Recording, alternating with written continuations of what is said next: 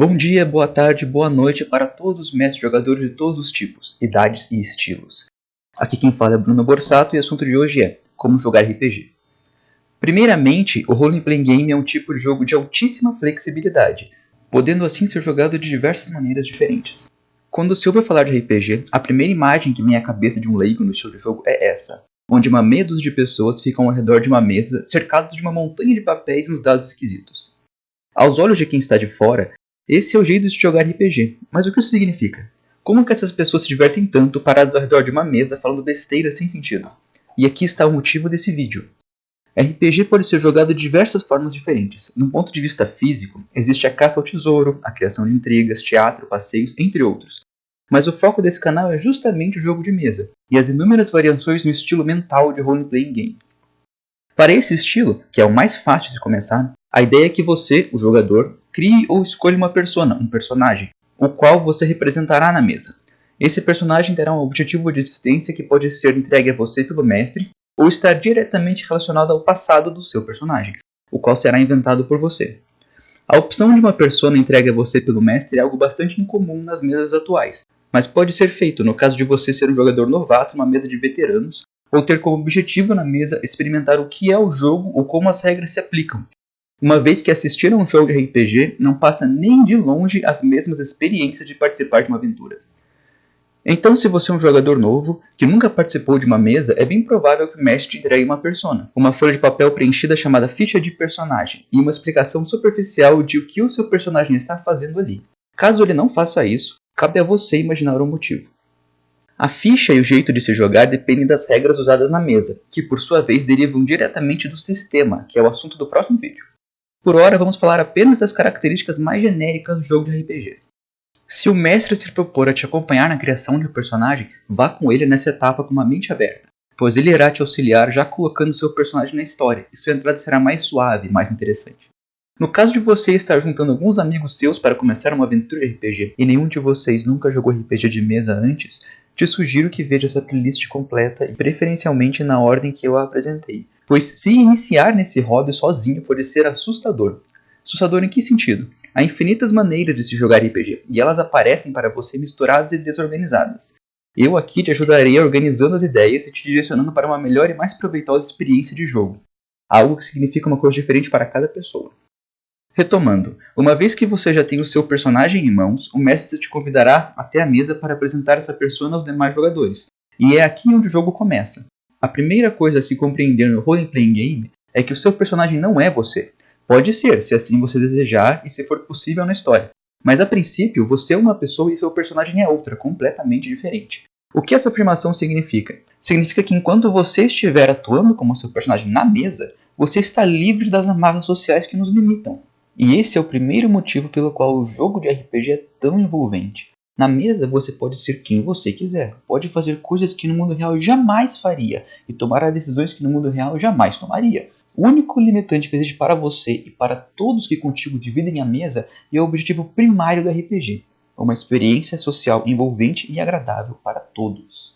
Mas o que essa afirmação significa? Significa que por mais livre que você esteja no jogo, você ainda tem uma responsabilidade: respeitar a diversão dos demais membros do grupo. Durante a aventura de RPG, você terá várias escolhas para fazer, vários rumos que seu personagem pode tomar ou maneiras de agir que irão afetar as decisões dos demais jogadores e a experiência de jogo como um todo. Você irá participar da criação dessa história incrível, onde tudo é possível e inacreditável, e aqui entra a responsabilidade do jogador. Deve compreender uma realidade muito simples, mas por vezes esquecida por novos jogadores no frenesi da liberdade. Toda escolha tem consequência. Às vezes você terá vontade de extrapolar sua liberdade no jogo, decidindo ou agindo de alguma maneira que vá em detrimento de outro jogador, ou ao grupo todo às vezes. E isso pode estragar a experiência do jogo. Um exemplo simples. Após um difícil combate, um personagem de outro jogador está inconsciente. Esse personagem possui uma bela e valiosa espada mágica, a última lembrança que ele tem do pai, a qual você decide roubar e vender enquanto esse personagem está incapacitado. O mestre explicará como prosseguir nessa decisão que você tomou. E você consegue roubar e vender a espada do seu colega. Seu colega acorda, descobre o que você fez e decide que irá matar seu personagem. O mestre, por sua vez, explicará ao seu colega como seguir nessa decisão. E ele o faz, assassinando assim seu personagem.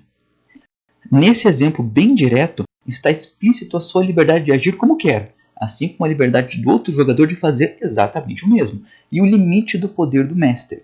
Se você decidiu criar para si esse problema, fomentar um conflito com outro personagem, o mestre não pode intervir e te tirar dessa.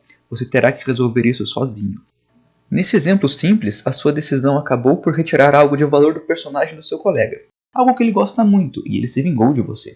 Isso pode ser sério, isso pode ser bobo, depende de como os jogadores irão reagir ao acontecimento e como que tal atitude sua afetará a história como um todo. Criar um conflito com outro personagem é um problema complexo, é um problema difícil de se trabalhar, que eu não aconselho para novos jogadores. Primeiro compreenda como funciona esse jogo de imaginação mútua, e como que suas decisões e ações afetam as outras pessoas na mesa. E daí você começa a fazer coisas assim, porque você pode fazer isso. Você pode direcionar seu colega para ir contigo recuperar essa espada, ao invés de te atacar. E o mestre irá também te explicar como prosseguir nessa tentativa de convencer o outro personagem a agir contigo, ao invés de contra você.